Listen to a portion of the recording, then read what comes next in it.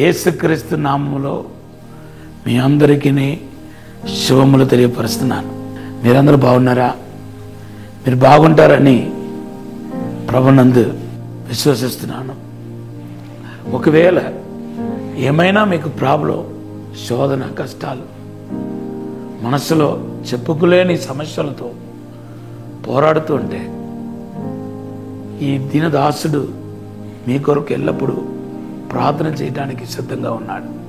మీ సమస్యలు మాకు తెలియపరచండి. మనం కొన్ని రోజులుగా క్రిస్మస్ సందేశాలని ధ్యానం చేసుకుంటూ వస్తున్నాం. యేసుక్రీస్తు ఒక జన్మము కొన్ని వందల కొలది సందేశాన్ని దేవుని బిడ్డలైన నాలాంటి మీలాంటి వారికి అందిస్తున్నాయి.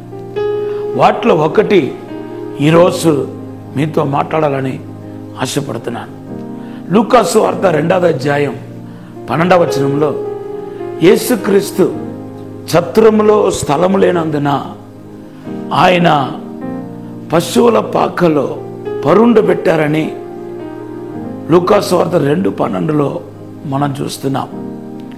చూడండి, యేసుక్రీస్తు ఈరోజు తండ్రి చిత్తం నెరవేర్చడానికి, దేనైనా స్వీకరించడానికి సిద్ధంగా ఉన్నట్టు మనకు కనపడట్లేదా?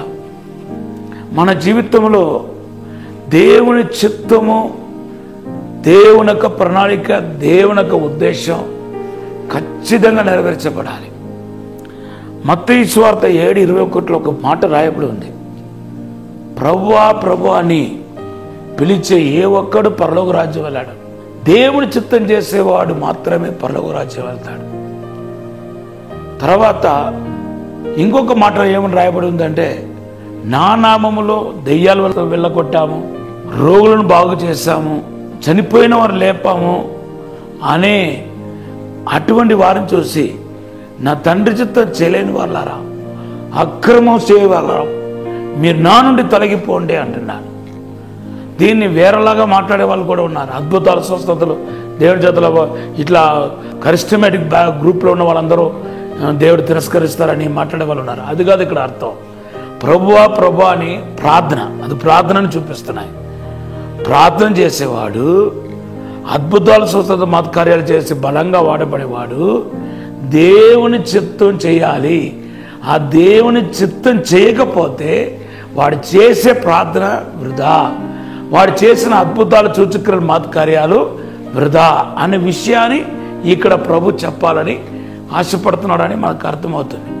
కాబట్టి దేవుని చిత్తం నీ జీవితంలో నెరవేర్చబడటానికి, దేవుని యొక్క ఉద్దేశం మీ జీవితంలో నెరవేర్చబడటానికి, దేవుని యొక్క ప్రణాళిక మీ జీవితంలో నెరవేర్చబడటానికి పశువుల పాక, మన యొక్క దయనీయ పరిస్థితి, మన యొక్క లేనితనం, పేదరికం, కష్టాలు, శ్రమలు అడ్డు రాకూడదనేది ఈరోజు క్రిస్మస్ ఒక సందేశమై ఉంది.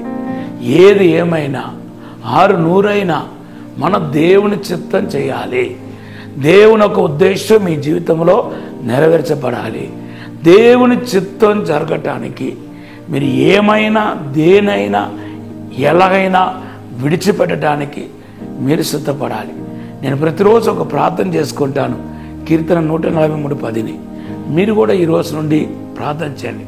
అది దేవుని చిత్తం చేయటానికి చేయబడుతున్న ప్రార్థన.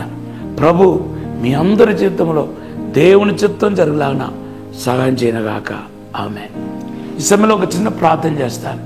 పరిశుద్ధము నమ్మకమైన పరలోక తండ్రి, నా నామములో ఏమడిగినా ఇస్తున్నా నా ప్రభా, తండ్రి నీ చిత్తం చేయాలన్నా సహాయం చేయండి ప్రభా. దుష్ట శక్తులను యేసు నామములో పారదోలమని అడుగుతున్నాను తండ్రి. నీ చిత్తం చేయటకు మమ్మల్ని సిద్ధపరచండి, ఆశీర్వదించండి, అద్భుతం జరిగించమని యేసు నామములో అడిగి వేడుకుంటున్నాము తండ్రి. ఆమేన్, ఆమేన్, ఆమేన్. ప్రభు ఈ మాటను దీవించుగాక. ఈరోజు దేవుడిచ్చిన వాగ్దానం యెషయా 60:1-4 మీ యొక్క కట్టిగా చీకటి ఈ రోజు కంప్లీట్గా తొలగిపోతున్నాయి. ఇది మీకు దేవుడు చెప్పమని చెప్పిన ప్రవచన వాక్. ప్రభు దీవించుగాక. ఆమేన్.